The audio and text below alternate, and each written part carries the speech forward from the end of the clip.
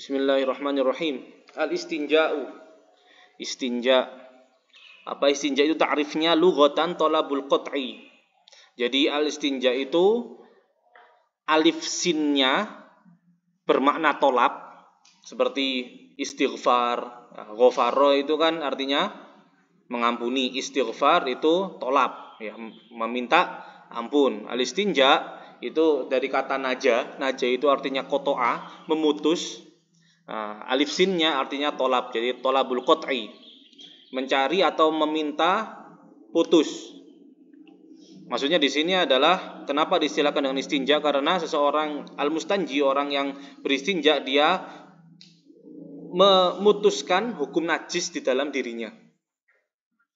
Secara istilah, istinja itu adalah izalatul kharij an-najis.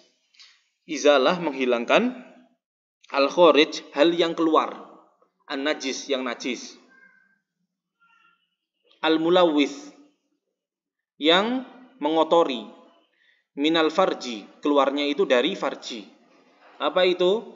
Ya bisa al-baul, bisa al-ghaid. Ya bisa kencing, bisa kotoran, atau segala sesuatu yang keluar dari farji itu. Kalau di dalam Fathul Qoribnya, wal istinja'u wajibun minal bauli wal ghaiti. Istinja itu wajib dari kencing dan kotoran.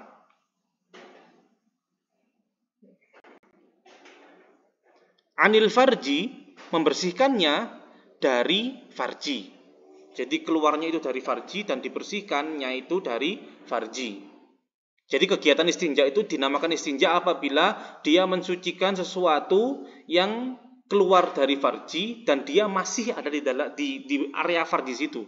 Tapi kalau misalnya dia itu kencing, kemudian kencingnya menciprat ke kakinya, terus dia mensucikan kakinya, itu namanya bukan istinja, namanya izalatun najasah, menghilangkan najis. Ya, istinja itu adalah kegiatan mensucikan sesuatu yang keluar dari farji dan dia masih ada di area farji. Itu namanya istinja. Bima'in au hajar, dengan media yang dipakai untuk istinja itu adalah air atau batu. Nah, dijelaskan di sini al-afdalu ayastanjiya bil ahjar tsumma yutbi'uha bil ma. Yang afdol, seseorang beristinja dengan batu-batu dulu, kemudian menyusulnya dengan air. Al-istinja'u bil ma'i faqat afdalu minal istinja'i bil ahjari faqat. Istinja dengan air saja itu lebih baik daripada istinja dengan batu-batu saja. Ma'a wujudil ma', tentunya bersama adanya air. Bersama adanya air. Tapi kalau nggak ada air, kalau tidak ada air, ya sudah, tidak ada dua pilihan, adanya cuma satu pilihan, yaitu adalah memakai batu. Berarti yang afdol itu ya pakai batu. Nah, kalau di situ ada air, ada batu. Nah, yang lebih afdol itu istinja dengan apa? Dengan air. Lebih afdol daripada istinja dengan batu. Nah, di sini menjelaskan tentang syurut ijza'il istinja bil hajar. Syarat-syarat cukup, ya, ijza itu artinya cukup atau saya katakan sah. Syarat sahnya istinja dengan batu. Yang pertama, ayyakuna bisalasati ahjarin, hendaklah dengan 3 batu. Di sini tidak harus 3 batu, bisa dengan 3 sisi. Jadi di dalam kitab-kitab yang lain, referensi yang lain, itu dikatakan ayyakuna bisalasi masahatin, hendaklah dengan 3 usapan. Dengan 3 usapan, 3 usapan itu adalah minimal. 3 usapan itu minimal. Tapi kalau dia masih belum bersih dengan 3 usapan, bisa menambahnya. Kemudian dia menambahnya sekiranya kalau sudah bersih di bilangan genap, ya, usapan genap, maka dia mengganjilkannya. Nah, 3 ini kenapa disyaratkan 3? Karena 3 ini adalah yang dikatakan atau disabdakan oleh Rasulullah SAW kepada para sahabat. Sahabat mereka mengatakan, nah Rasulullah SAW an nastanjiya bi aqall min thalathati ahjar. Rasulullah Shallallahu Alaihi Wasallam melarang kita untuk beristinja dengan kurang dari 3 batu. Jadi 3 batu itu diharuskan. Meskipun misalnya suci atau bersih dengan 1 batu, tetap harus pakai 3 batu. Karena apa? Itu yang disyaratkan oleh asyari'. Ya, asyari' itu yang membuat syariat. Siapa itu? Rasulullah dari Allah. Ya, itu yang pertama. Kemudian yang kedua, wa ayyung qiyal mahal. Hendaklah membersihkan tempat. Tempat itu maksudnya adalah tempat yang dibersihkan itu, yang diistinja itu sampai bersih. Sampai bersih. Bersihnya seperti apa? Saya mengatakan bahwasanya sebersih-bersihnya orang beristinja dengan batu pasti akan menyisakan sesuatu. Ya, pasti akan menyisakan sesuatu. Nah, di sini sebetulnya saya lupa untuk mencantumkannya, ada dobitun nako. Ada dobit an-nako. Nah, ini. Dikatakan bersih itu seperti apa?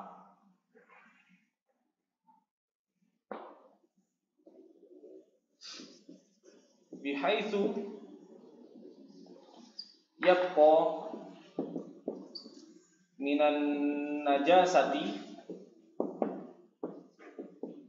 ma la yazulu illa bisigharil khazaf.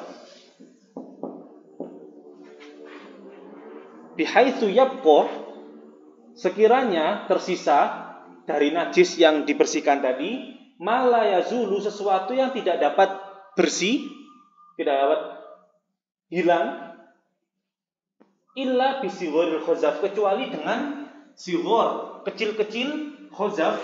Khazaf ini adalah semacam benda-benda yang punya sifat runcing. Ya, misalnya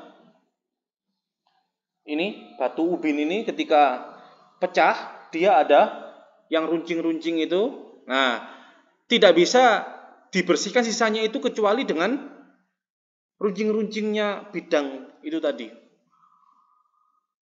Jadi sangat sedikit sekali, sekiranya tidak bisa dibersihkan kecuali dengan hal yang mendetail seperti itu. Nah, itu namanya sudah dikatakan bersih. Meskipun tidak bersih, hilang semuanya, masih ada sisanya, tapi sisanya itu tidak bisa dibersihkan kecuali dengan kesulitan. Ya, dengan kesulitan seperti itu. Nah, itu sudah dianggap bersih. Tahu? Allah bihaitsu yabqa minan najasati ma la yazulu illa bisigharil khazaf. Ma la yazulu illa bisigharil khazaf.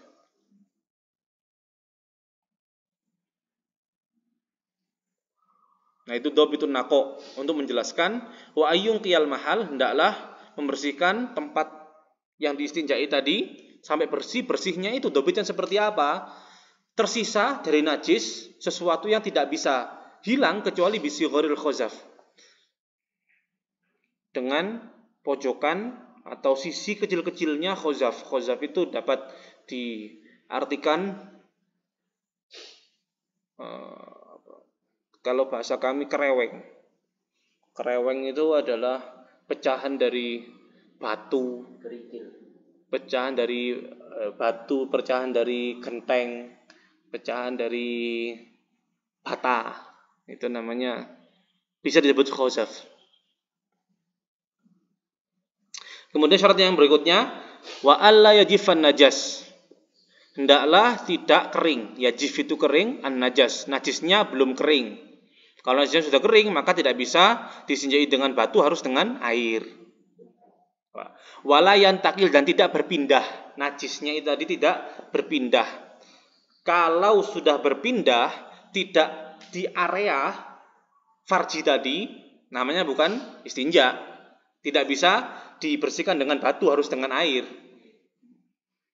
Najisnya pindah ke pahanya, nyiprat ke pahanya, nyiprat ke telinganya, ke mukanya misalnya. Tidak bisa dibersihkan dengan batu, harus dengan air.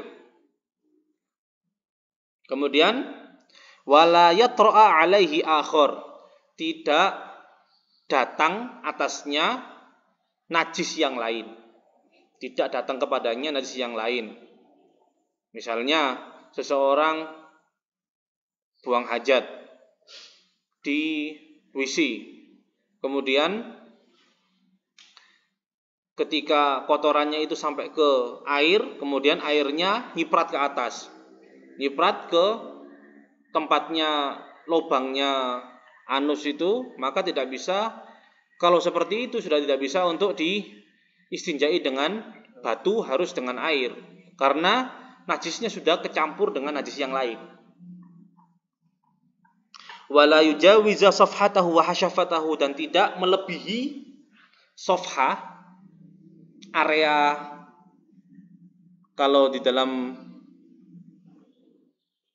dubur itu ya di bagian sebelah-sebelahnya lubang anus itu.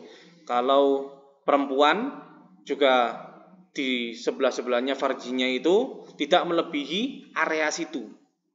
Jadi kalau misalnya meluber, ya kencing itu meluber, tidak sampai melebihi area situ. Dan kalau laki-laki tidak melebihi hasyafah. Hasyafah itu adalah kepala dari kemaluannya. Ini kepala kemaluan misalnya. Kamu kencingnya ini pasti meluber ke bawah. Nah, tidak sampai ke batangnya. Kalau sudah di batangnya ini tidak bisa diistinjai dengan batu, harus dengan air. Tapi kalau masih ada di area hasyafah, itu masih bisa diistinjai dengan batu. Wala yusibahuma, dan tidak tertimpa air. Ya, tidak tertimpa air. Kalau najisnya itu sudah tertimpa air, maka sudah tidak bisa untuk dibersihkan dengan batu, harus dengan air. Wa antakunal ahjaru tahiratan, dan hendaklah batu-batu yang dipergunakan untuk istinja itu adalah batu-batu yang suci. Di bawahnya, yumkinu isti'malu syai'in badalal hajar, bisa menggunakan sesuatu sebagai pengganti batu. Bisa menggunakan sesuatu sebagai pengganti batu selama dia mempunyai sifat-sifat seperti ini. Bihadhi sifat. Jamid, dia adalah benda padat. Jamid, benda padat. Tohir, suci. Qoli', dapat mengangkat najis. Mengangkat najis itu maksudnya dia adalah mempunyai sisi yang kasar. Kalau dia halus seperti kaca misalnya, atau ubin ini yang bagian halusnya ini tidak malah mengangkat najis, malah meratakannya. Ya, kalau dia membersihkannya di tempat najis ini, dia tidak mengangkat najisnya, malah meratakannya. Beda dengan misalnya tisu ini kan ada sisi kasarnya. Dia ini jamid, benda padat, bukan cair kan, bukan udara. Ya, benda padat. Kemudian dia suci. Kemudian qoli' punya sifat, ada sisi kasarnya ini, dan ghairu muhtaram, tidak termasuk benda yang dimuliakan. Ya, bukan termasuk benda yang dimuliakan, maka dia bisa dipakai untuk istinja sebagai pengganti batu. Sebagai pengganti batu.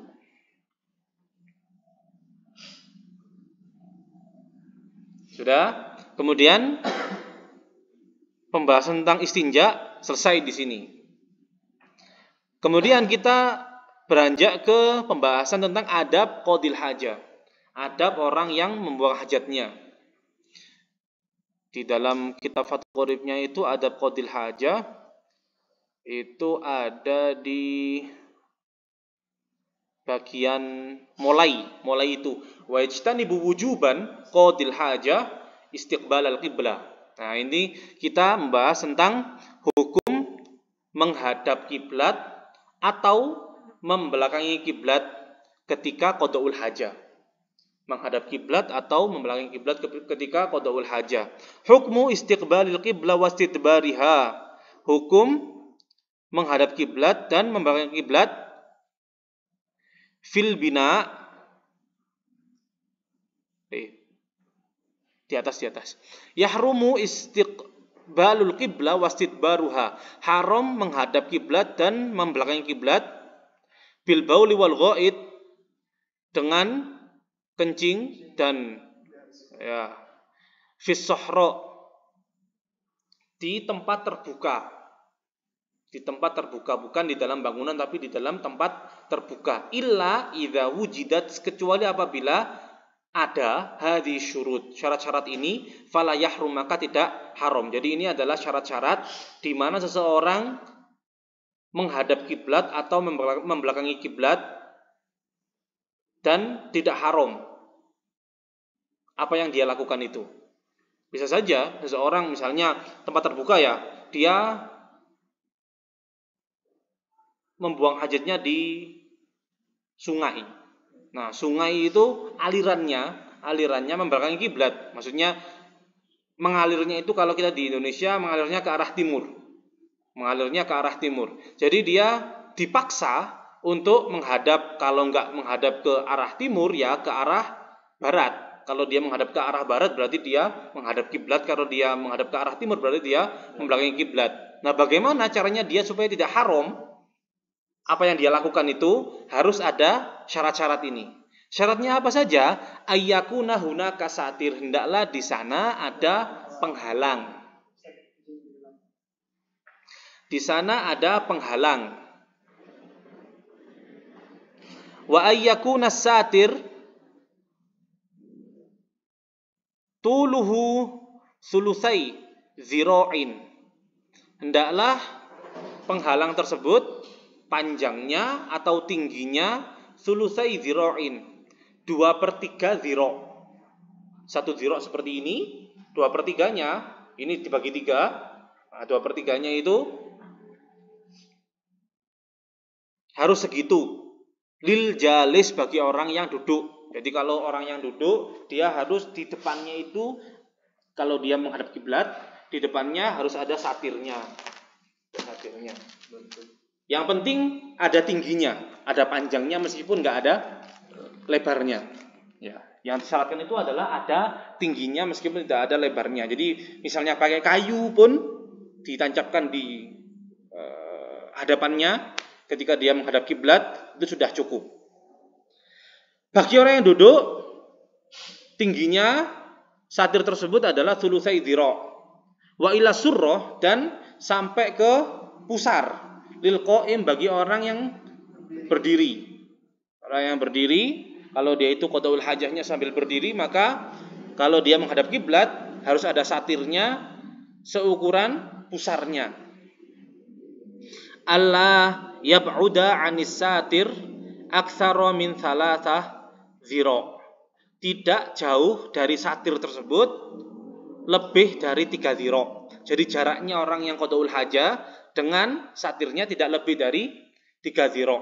1 zira' itu 40 sekian sentimeter. Satu zira' itu 40 sekian sentimeter. Kalau 3 zira' berarti 120 sekian sentimeter. Tidak jauh dari 120 sekian sentimeter.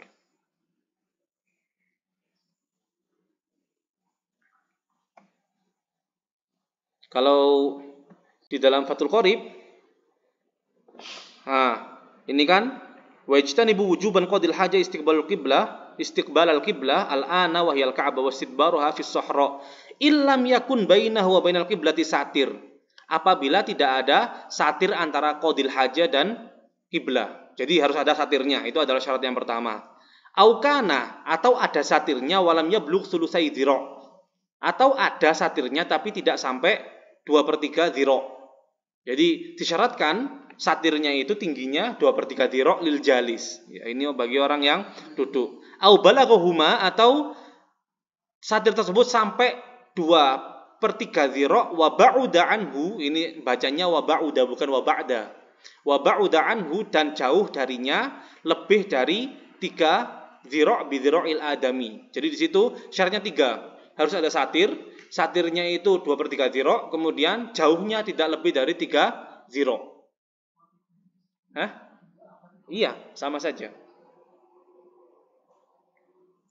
Syarat-syarat seperti ini adalah pembahasan minimalnya, ya, pembahasan minimalnya. Tidak harus 2/3 dzira' itu enggak. Tapi kalau misalnya lebih dari 2/3 dzira' ya bagus, lebih bagus gitu maksudnya.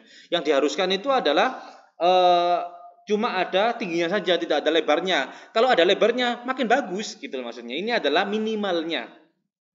Syarat-syarat seperti ini adalah minimalnya. Oh, belum, itu masih belum. Ini masih di tempat terbuka. Masih di tempat terbuka. Kemudian selanjutnya, poin selanjutnya, hukum istiqbal qiblah wastidbariha fil bina ghairil muaddi liqada'il hajah. Hukum menghadap kiblat dan membelakangi kiblat di bangunan yang tidak dipersiapkan. Al-muaddi itu dipersiapkan, tidak dipersiapkan liqada'il hajah untuk qada'ul hajah. Mithlu hukmihi fi sahra, seperti hukumnya di ruang lapang.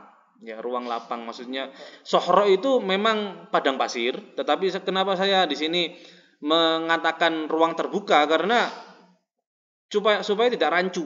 Rancu itu nanti nggak ada di sini di Indonesia padang pasir gitu maksudnya. Meskipun di sungai juga masuk di dalam hukum ini karena apa? Sama-sama ruang terbuka.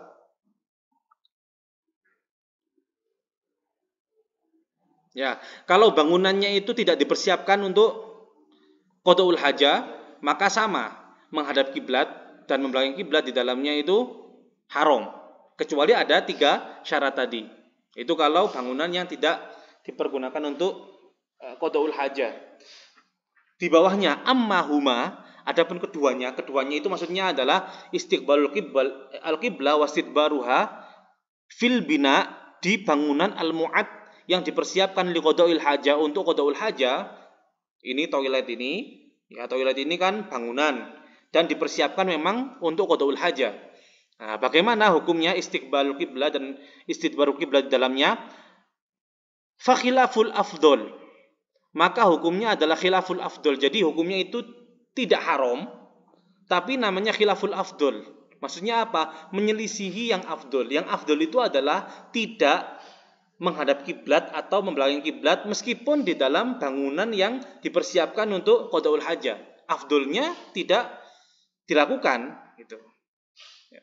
Tapi kalau misalnya dilakukan itu tidak haram hukumnya. Ya, in amkana al-mailu, apabila memungkinkan untuk berpaling anil kiblah, dari kiblah. Misalnya dia memungkinkan dia untuk menghadap ke selain arah kiblat atau membelakangi kiblat itu, maka lebih afdol kalau menghindari itu. Tapi kalau terpaksa ya sudah, tidak apa-apa, tidak haram. Seperti itu.